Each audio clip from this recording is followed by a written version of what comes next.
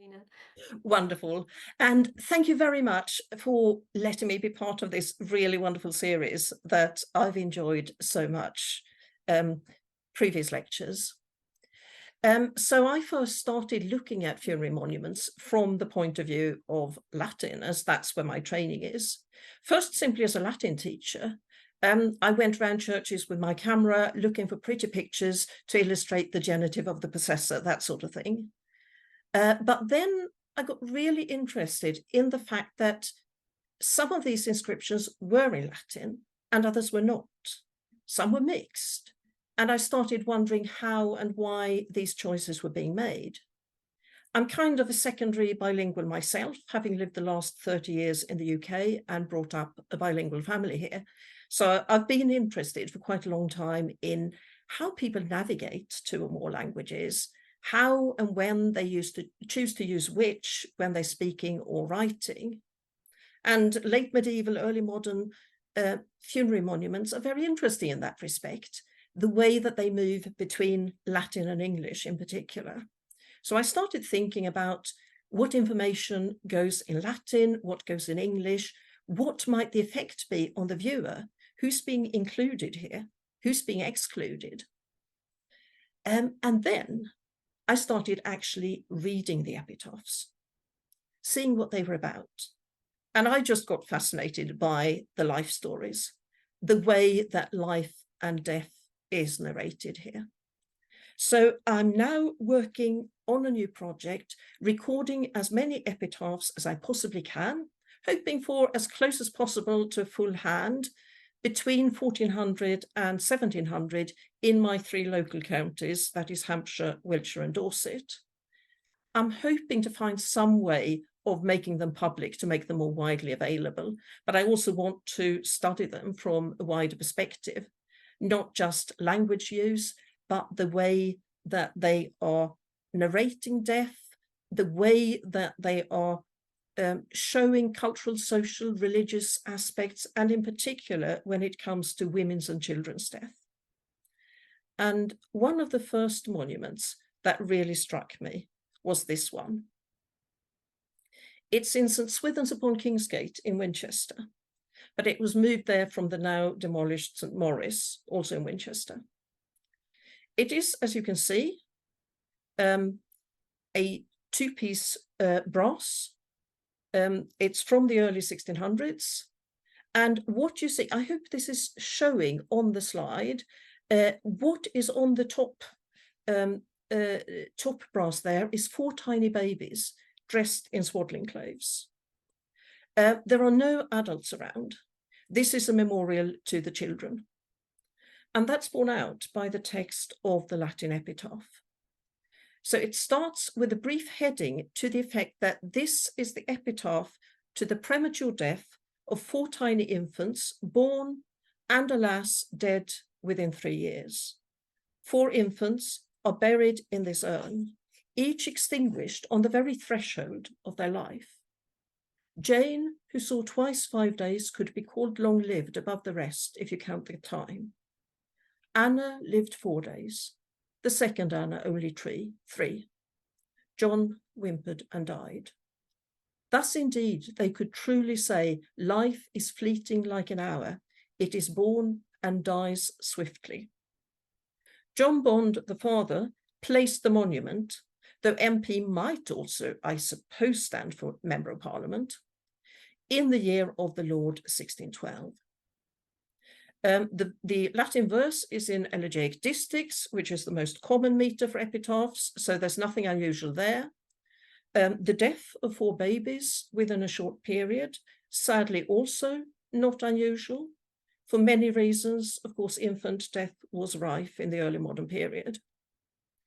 But at least for somebody who's coming at this from the medieval or Elizabethan periods, the focus of the inscription is really quite unusual because it's not really primarily religious, it's not dynastic, it's not on the family, it's on the cruelly premature death of 4 babies.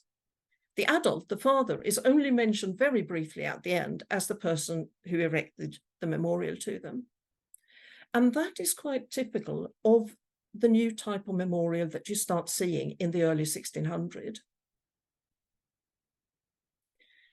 So on the whole, in the Middle Ages, funerary monuments largely fulfill two functions. The most important one, of course, is soliciting intercessory prayers. And that, by its nature, is primarily an adult affair. Small children just haven't accumulated the kind of sin that needs to be worked off in purgatory. Insofar as they do have any sin, and there seem to be different opinions about this, it's original sin, and that's washed off in baptism. So that's a very important reason for having funerary monuments at all. And then, of course, for many families, there are also dynastic considerations. Now, as was pointed out by Sophie Ostervik in that fascinating Church Monument Society lecture last year that is now up on YouTube, it is often difficult to identify children on medieval memorials because they're often portrayed as adults, or at least as much older than they were at death, like William of Hatfield here on the slide, the second son of Edward III, who's shown at the top there on his tomb in York Minster as a young boy of maybe 10 or so. He also features down below as a weeper on his father's tomb in Westminster Abbey, again portrayed as a boy or a young man. He actually only lived for a few months. So what's being shown here is a kind of ideal age. And as far as I can tell, outside of quite a limited royal or aristocratic context, individual memorials to a small child are very rare in the Middle Ages. Very often monuments are, as I said, about intercessory prayers for the people who are going to need them, and that's not small children. With the Reformation, of course, that need for intercessory prayers disappears, apart from the reign of Mary Tudor, of course, or if you remain Catholic. But the funerary monument fills other functions. Obviously, as it's always been, simply to preserve the memory of the dead person, to confer reflected glory on their descendants, to bolster the position of their descendants.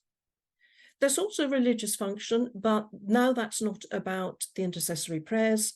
It's about presenting the dead person as a model of the good Christian life. So you could say that instead of the living being there to look out for the dead, it's now the dead who are looking out for the living by presenting them with a model of how to live. And here children definitely have a growing role to play as evidence of that productive, successful Christian family. So you increasingly start seeing brasses and other memorials laid out not as a monument to a single individual or to a couple, but very much centering the whole family. You do get such memorials in the late Middle Ages, but the family becomes more and more important. Living and dead children surround the parents. Children who've died before the parents are often shown as looking away from the others, sometimes lying down, sometimes holding a skull. He or she had offspring is something you start seeing more and more of, and quite often a list of the named children. So the children are very much there as part of the output, you could almost say, of the deceased, along with his virtues, along with any actions benefiting the community or a wider context. And that kind of memorial remains very common throughout the 16th century, the 17th century, and of course beyond. But from around 1600, you also start increasingly to see memorials like this one to little Thomas Stukely at Hinton Abner in Hampshire. So this is a monument to an individual child. And there's a strong emphasis here on childishness. he looks like a child, he's dressed like a child, his age is given exactly the dates he was born and died. Often for a young child, you will get the age down to months and even days of life. And you'll see that emphasis on the childishness even more if you compare this one with another monument from a nearby location. It's only about 3 miles between the Hampshire villages of Titchbourne and Hinton Abner. This does look as if it might be by the same artist. So at the top then you have little Thomas Stukely, who only lived 9 days. And he's dressed in swaddling clothes, as the baby he was. Down below, Richard Titchbourne, who lived for a year, 6 months and 2 days, is dressed like a toddler, in a frock and bonnet, wearing shoes. So he's already old enough to start toddling around. And that is shown. And here, I think quite poignantly, is 6-year-old Charles Gore from Alderton in Wiltshire, dressed as the child he still was, in a frock and bonnet, but behind him you can just about make out the sword and the plumed hat he would have had if he'd been allowed to grow into a man. So here I think there is a story of lost potential, of promises never to be fulfilled. And I'll come back to that later. Stepping outside of my own geographical area for a moment, here we are at the very top of society in Westminster Abbey. The 2 children commemorated are 2 daughters of James I, dead respectively in 1606 and 1607. The monuments are by Maximilian Colt, the famous master carver from Arras in northern France. And I think the first thing that stands out, particularly with the monument in the foreground, is that very strong emphasis on the child as a child. Little Sophia here is shown actually in her cradle. And if you look at the epitaph, the main stress in both of them is on the grief of the parents, the sense of premature loss, contrasted with the joy of the child in heaven. I found joy for myself and left grief to my parent. And says little Mary. And we are told specifically that she lived for 2 years, 5 months, 8 days. And Sophia is said to be a royal rosebud, untimely plucked by fate, and from James, King of Great Britain, France and Ireland, and Queen Anne, her parents, snatched away to flower again in the rose garden of Christ. That phrase, plucked as a flower in her epitaph, is biblical. It alludes to Job 14:2, but you also do find very similar imagery in classical poetry. It's used in Job as a general image of the transience of human life, but here it's applied to the early death of a child. Now, the much debunked French scholar Philippe Ariès famously suggested that the 17th century saw the rise of the family, that people for the first time started to experience the family as the central unit and become interested in children as people, children as children. And he also claimed that in that context, that before the early modern period, parents didn't really mourn young children because they didn't perceive them as real people. Now, that part of his thesis has been very effectively debunked by medievalists through the simple expedient of bringing plenty of evidence of medieval parents who manifestly did care a lot about losing their small children.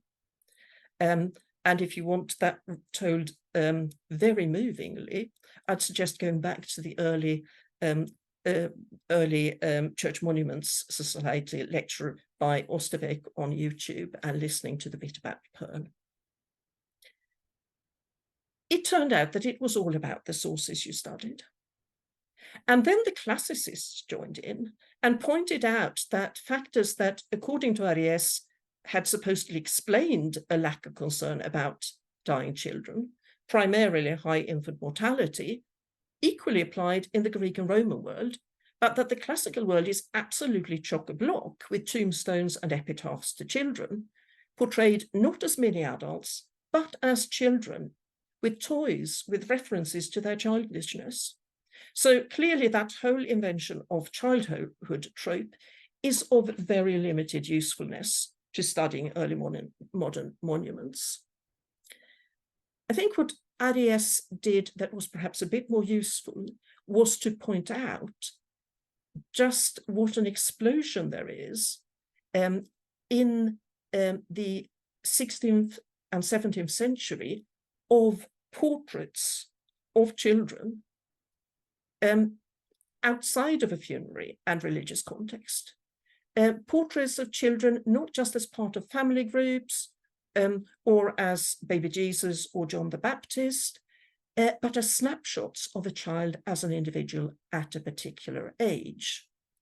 Such portraits do exist from the Middle Ages, but suddenly they become very common, and I think they do also go down in class quite a bit. So there's basically more of them around. And that, I think, is worth bearing in mind, not perhaps as the explanation behind this new funerary trend or as evidence of some kind of new perception, but certainly as part of the general context. There are lots of artists sculpting and painting children, and now they're also doing this for a funerary context. What I really don't think is that grief for a child should be read as a social construct. All the evidence we have suggests that it's a pretty universal thing. People do actually mind about losing their children. What is very much socially constructed, of course, is the expression of that grief.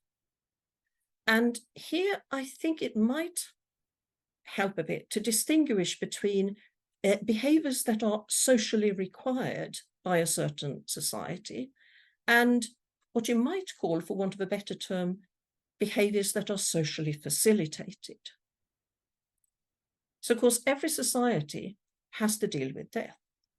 Every society has to dispose of the body, find some outlet for the grieving process, and in some way or another, remember the dead. How that is done will depend on what is socially and, of course, legally required at that particular time, in that particular community, and also what is socially facilitated. In other words, what you can do without causing raised eyebrows or gossip. And I'd like to stress here that while a burial service and burial in consecrated ground are socially required in the early modern period, at least for a child that's been baptized, and if the parents are not radical Puritans, a physical memorial to the dead person, even an adult of high status, is not socially required.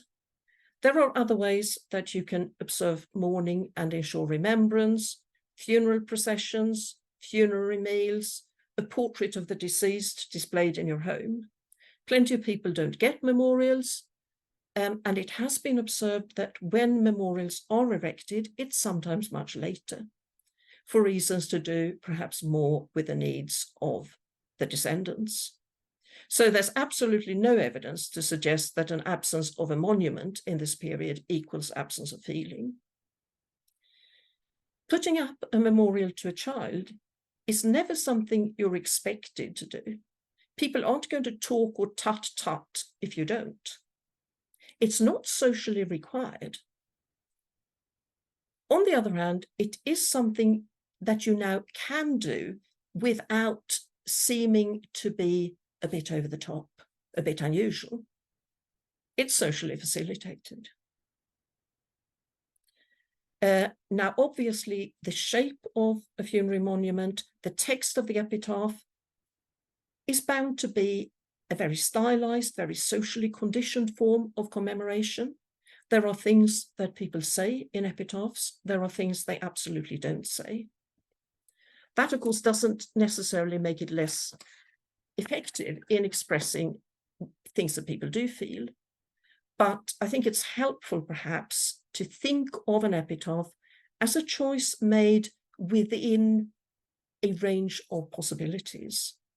So what I'd really like to do here is to look at some epitaphs and look at some of the things that parents say, primarily parents, when expressing grief for a child. It's not always parents. I do have epitaphs from siblings as well. As we've already seen, the sheer brevity of life is one. The exact age given down to the days the child lived. Little John whimpered and died. Thus, indeed, they could truly say, life is fleeting like an hour, it is born and dies swiftly. And here I would actually like to bring in a parallel from the distant past, because that very strong focus on the brevity of life is one that you do see a lot on Greek and Roman tombstones. Memorials framed as a lament, as an outcry against the cruel brevity of the child's life, often with very moving pictures of the dead child and referencing the grief of the family. On the right here, we have the sarcophagus of a little girl from York, Simplicia Florentina, the most innocent soul, who lived 10 months around the year 100 CE. Her father, Simplicius Felix, made this. On the left, we have Marshall's famous epigram over an enslaved little girl. She may, of course, have been his daughter. He commits her to his dead parents to look after so that she won't be scared of the monsters in the underworld. She would have been 6 if she'd only lived a few days longer. And there are many, many more like them. Now, the 17th century, of course, is a century when people are increasingly traveling to Italy, to France. It's a time when Latin poetry is being published and read. Schoolboys are being drilled in the art of writing classical poetry. And many of these 17th century epitaphs are actually quite classical in their form. So I think classical reception may well be one influence on the overall framing of 17th century epitaphs. So looking again at the Winchester one, I think one thing that really I find striking here is its complete absence of expressions of Christian resignation. The whole emphasis is on the short span of life of the babies, their lives being snuffed out. In that respect, I'd say it is a little unusual. I've had some difficulty tracing John Bond, the father who put up a memorial.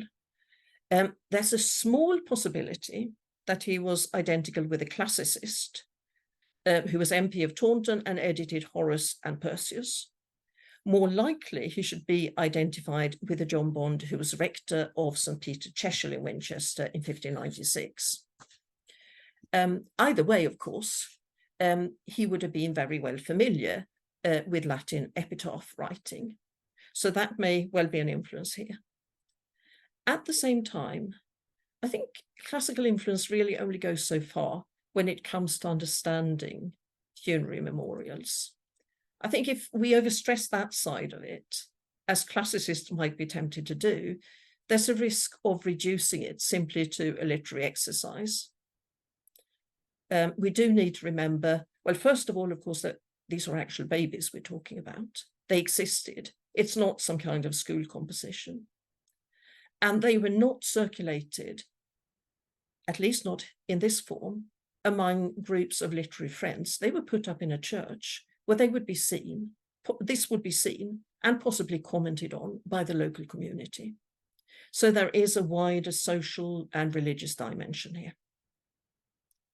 The one more traditional early modern trope that this epitaph references is the memento mori implied in the last lines. Life is fleeting like an hour, it is born and dies swiftly. I have not been able to trace it in this particular Latin form, autora, vita fugaxoritur, demoritur quicitur. It recalls Ecclesiastes, it recalls Job, it recalls a number of 17th century tags as well.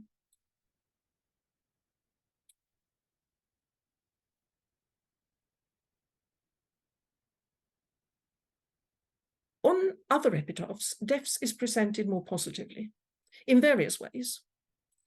For very young children, their age can be framed as a bonus. It's a state of innocence, a white soul that has not yet contracted any stain from the world, and so can fly straight into paradise, as in this memorial from 1667 to Elizabeth Stukely in Hinton Abner again, a relative of the little Thomas we saw before. Reader, within this little vault lies pent the ashes of a female innocent, whose early white soul as yet had not, from the defiling world, contracted spot. That day she lived, she died, yet having spent some months, so to Abram's bosom went, where now her happy soul enjoys that bliss, which unto little infants promised is. So dying early here is presented as a blessing. This little 37-year-old girl had not yet incurred any sin. It's not quite clear whether a direct connection is being made here between Abram's bosom and childish innocence. Peter Marshall, in his 2002 book on Beliefs and the Dead in Reformation England, includes a discussion on the changing significance of Abraham's bosom as a location. In the medieval period, it is particularly associated with limbo, that place where unbaptized children are allowed to live the eternal life without pain, either a kind of forecourt to purgatory or to paradise. With the Reformation, of course, the division into hell, purgatory, and heaven is replaced, at least in those families that don't stay Catholic, with a straight division into hell and heaven. And Abram's bosom becomes another term for heaven, where saved souls in general, not just little children, are assumed to go.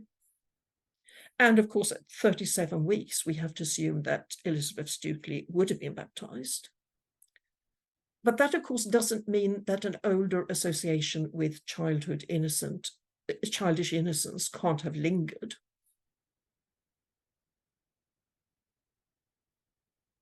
One thing one often finds is that some churches contain a whole collection of memorials to children from the same time, sometimes from the same family, like the Stukeleys, sometimes also from other families. If you remember little Charles Gore from Alderton, whom I showed just now with his plumed hat, so he's got that separate wall memorial with his image in Alderton Church. But in the same church, there's also a tablet to him and 4 of his siblings who died respectively at 9 weeks, 1 year and 14 weeks, 12 weeks, and 4 years and a month. And this starts with a quotation from Psalms. Precious in the sight of the Lord is the death of his saints. Then you get the names of the children and their age at death, which I haven't included, and then a poem introduced by a quotation from Malachi. They shall be mine, saith the Lord of the hosts, that day when I make up my jewels. Jewels of price this cabinet contains. As a choice cabinet there remains of those sweet souls, all of a race, which now in heaven have their place. And then it ends with a brief note in Latin to the effect that both grieving parents placed this in 1641.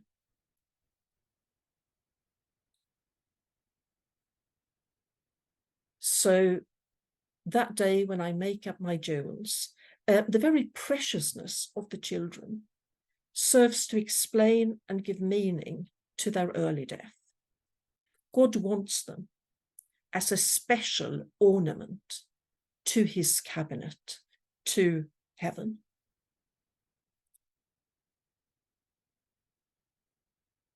Another trope, which is also found, which you can also find sometimes in epitaphs to young adults, is that death envied their wonderful accomplishments.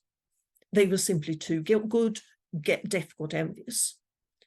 So here we have a memorial from Cranbourne in Dorset. John Eliot, who died from a sudden fever when he was away at school, is discussed in Jean Wilson's 2003 article on monuments to adolescence in early modern England. So here we see little John seated, big boy's clothes, he's old enough to be at school, resting his elbow on a skull and his head on his hand. The epitaph here is in Latin, and please excuse my very unpoetical translation here. So it starts with a prose introduction, given his parentage, explaining that he was at school when he was struck down by sudden illness and died. And then there is the first passage here on the slide that is also in prose. But such an adolescent, there has hardly ever been a greater example of so much hope in such a young age, of memory, of courtesy, of talent, in some of all the gifts of nature. When he was striving diligently and ardently on perfecting these, having almost exceeded human bounds, he was added to the choir of angels. And then there's a little bit about how his grieving grandmother erected this monument. Then we move on to verse, usual elegiac distichs. I haven't included the first two lines, but they basically say how he was worthy of his ancestors on both sides of the family. And then the explanation of his death. Death, the conqueror of life, but less praised than life, envied the 7-year-old, his life and the praises of his family. Death, which tyrannical forbids excessive fruits of virtue to grow in tender years. So here we have told that little John was so outstanding in every respect. Clever, polite, hardworking, that death was jealous of him. He had to die because he was just too perfect in all respects for a human. Now, Wilson in her article suggested that there's a special problem with narrating the deaths of adolescents, and adolescence is here taken in quite, perhaps takes in a wider range than we usually use the word today. But there is a special problem with their deaths because they haven't actually had a career or any achievements as such, like a deceased adult, so you can't talk about that. But at the same time, they're also not wholly innocents, like children who died as infants, like little Elizabeth Stukely, for instance. So Wilson's conclusion was that the specific way you have to narrate adolescent deaths is through potential. Promising traits, beauty, talent, good manners, hard work. And that is very much how John Eliot is portrayed here. Now, it does seem to me that this trope of potentiality actually starts very young sometimes. The child doesn't even have to be able to speak yet. Here we have a brass. I'm afraid it's a bit blurred, the light was bad. It's from Collingbourne Deuces, Edward St. Maur, fourth son of the Earl of Hertford, born on the 28th of May 1630 and died on the 28th of April the following year, so he was 11 months when he died. Speechless though yet he were, say all we can that saw, he promised did a hopeful man. Such fame of body, such a lively soul, argued him written in the long-lived roll. But now we see, by such an infant's loss, all are but infant hopes, which death may cross. So the promise was there to see. in his handsome little body, in his liveliness, though he wasn't even speaking yet.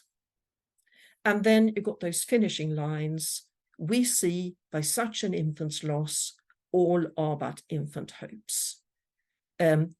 This is presented as a memento mori to his family, who've erected the monument, and of course to the viewer as well.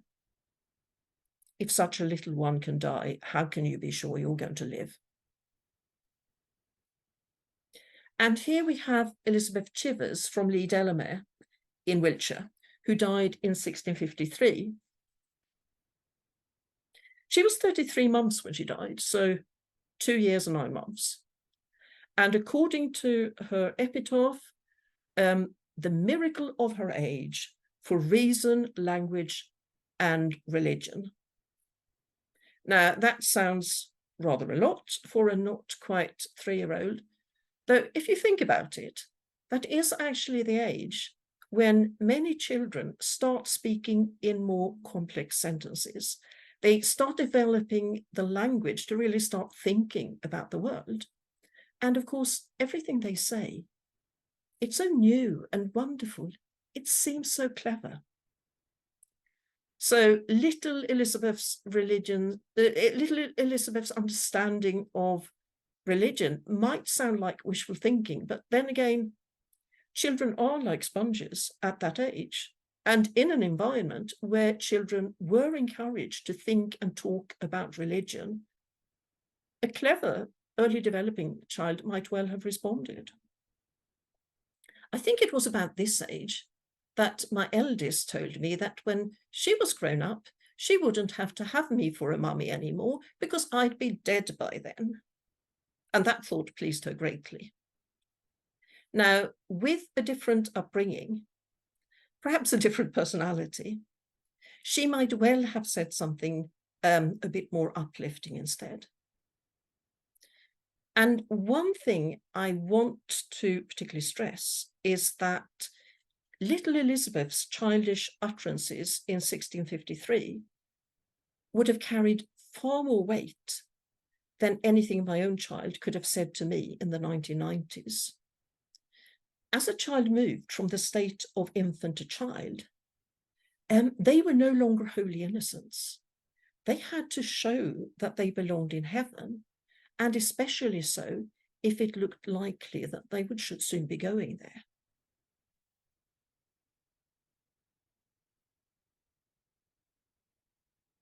They no longer had that protection of innocence. The 17th century was an age where many parents took their role as religious and moral educators very seriously. And when a child was sick and likely to die, this became especially important. As well as reassuring the child about what was to come, the parents needed that reassurance that their child was one of the saved and would be looked after. This is something that Hannah Newton has explored in her 2012 book, The Sick Child in Early Modern England, 1580 to 1720. Newton studied diaries and letters as well as collections of moral tales, and has a very interesting chapter, partly on preparing sick children for death. And there are whole recorded conversations there about parents and other relatives prompting a child to answer confidently and hopefully about their prospects in the next world.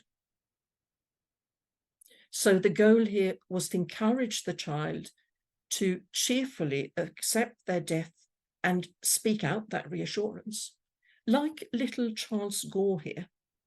This is his epitaph. Here under resteth the body of Charles Gore, who cheerfully surrendered his soul into the hands of his Redeemer. So Newton gives quite a few examples of children who were prompted to do this. Also one example of a 4-year-old who absolutely did not want to.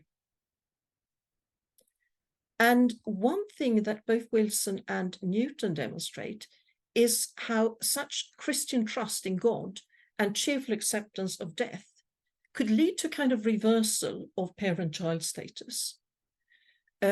So the child becomes a guide, an example to the parents, the one who schools its elders, in an age where, of course, children didn't usually have much authority. And for an example of this, let's go back to Hinton Abner again with another Stukely child, this time a cousin of little Thomas, whom we saw at the beginning. His name isn't actually mentioned in his epitaph, but if you look at the parish records, it's clear that he must be Thomas Stukely, the son of Hugh Stukely. So here again, we have a Latin verse. We have the same flower trope, a flower traveller plucked in the very beginning of its spring. We have the same image of a jewel, as we saw on the monuments in Westminster Abbey.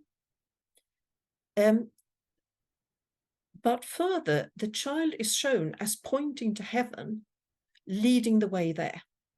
So while on little Mary Stuart's tomb, the child's joy in heaven was contrasted with the parent's grief on earth, here the child is the guide to the joys of heaven. He had not yet first trodden the earth as a 3-year-old, so he was only 2, when he stretched out his hand to heaven and said, "Let us go there." The little one is leading the way.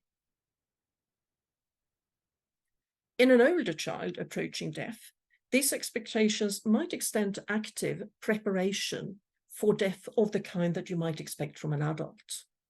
Here we have the memorial tablet to 11-year-old Elizabeth Parsons in the Church of Collingbourne, Kingston in Wiltshire. Sacred to the memory of Elizabeth Parsons, daughter of Bartholomew Parsons of this church and Anne his wife, who having not attained to the full age of 12 at her end, by fervent and frequent prayers, penitency, faith, willingness to leave the world, care for the poor, disposing of her worldly goods, and choice of her funeral text, expressed such piety, charity, and understanding as is rare to be found in mature age, and have left to her friends great both joy and sorrow, to herself a good name, to the world an happy example. This damosel then is not dead, but sleepeth, yea, liveth both above with the Lord, and here also in her fame. So here we have a snapshot of this 11-year-old, aware that she's terminally ill, dividing her possessions among her friends, choosing her funeral text, generally preparing for her departure. When I first read it, I thought that sounds a lot for an 11-year-old. That is heavy. But then I remembered how a friend of mine died from cancer around 2008, leaving 3 young children, the eldest about 11. And I remembered how I walked into their house one day while she was still alive and found the whole family, including the youngest who was around 8, seated round the dining room table. They were planning my friend's funeral, discussing what was to be done with her ashes when she was gone. That was on the advice of the Macmillan nurse, and it was quite clearly something that helped them to deal with the situation. I also remembered a letter my family still have from my grandfather when he was in hospital in 1942, dying from cancer. Only the doctors and the nurses wouldn't tell him, because you didn't in that period. The letter was written to his wife when he just started to suspect, but he couldn't discuss anything or make any arrangements for her and their 10-year-old son. And that frustration is really strong in the letter. And of course, I also remember being told of the shock from my dad when his dad suddenly died and he was totally unprepared. I think these days, I'm old enough to have lived through this shift.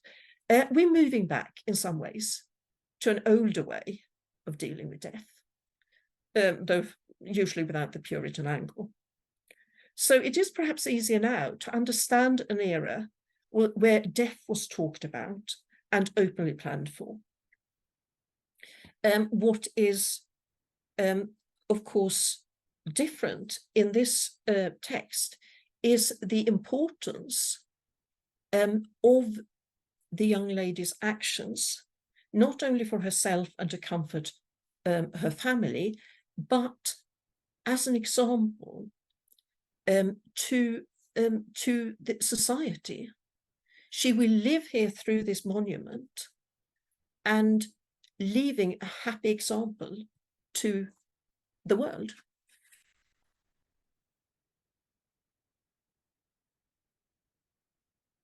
So the dying person, even if it's a small child, needed, at least in some circles, to show that they were ready for heaven, and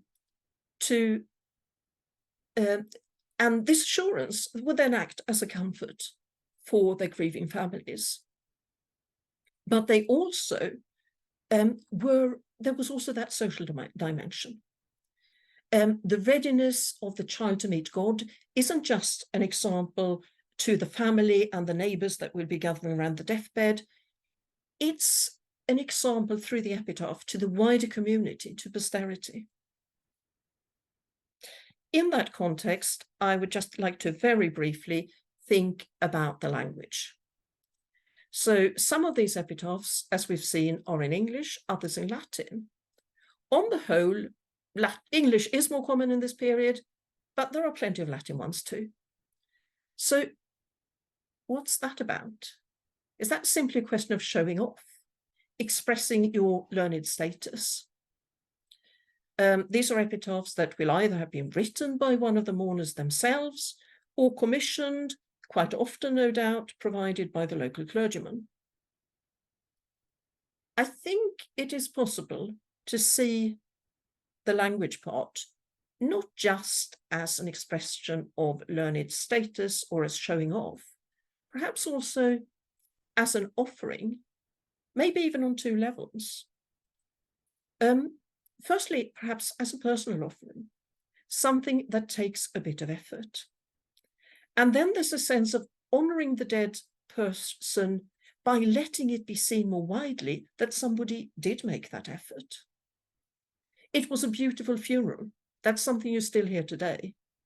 And what people often mean when they say it is the personal touch. You could see that personal thought had gone into it. I think there's also a possibility that some people might actually have found Latin a natural medium for expressing feelings. Bilingualism and how people deal with different matters, different topics through language choice is a very interesting field of study. It isn't always the case of your mother tongue being the one you use to express feelings. Some people do the direct opposite. And there is other evidence from the early modern period of Latin and vernacular writers for whom Latin seems to be more the natural medium for expressing feelings. It's not that uncommon for bilingual people to have that relationship with a second language. It's also possible that there might, for some people, be something about the topic itself that was felt to be better suited to being expressed in Latin than in English. And I'd really like to do a lot more work here.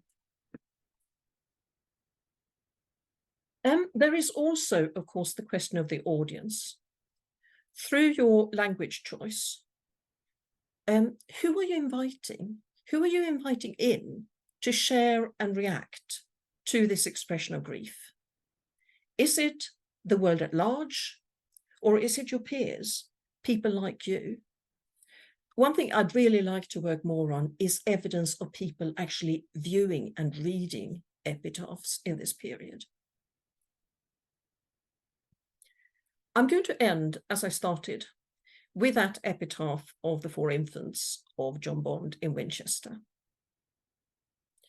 I've used it as an example of 17th century epitaph, but in some ways, I think it is a bit of an outlier in very interesting ways. So we've seen a number of different ways of framing the death of a young child as the loss of a sign of the family, as a very personal loss to parents and other immediate family members, as innocence rewarded by eternal bliss, as potential, talent, promise cut short, as an example and reminder of the hereafter to those who are still living, as an edifying example of Christian trust in God.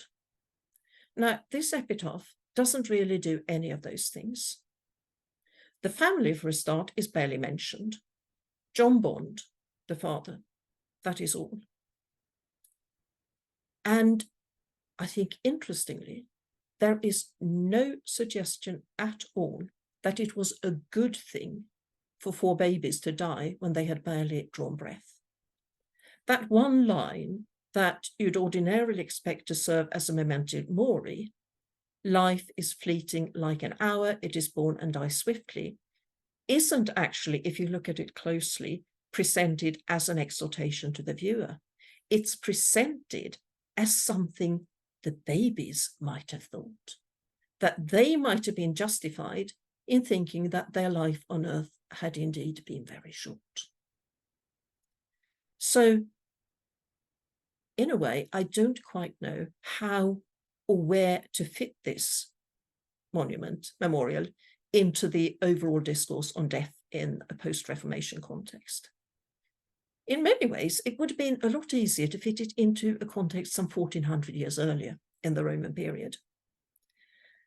And I'm kind of thinking that perhaps the father who either commissioned it or I think quite likely wrote it, what we're seeing here is that he's taking the license offered by a wide range of choices and tropes, including that classical influence, to focus not, as you might have expected, on the lesson or on the hope, but on the pain. Thank you.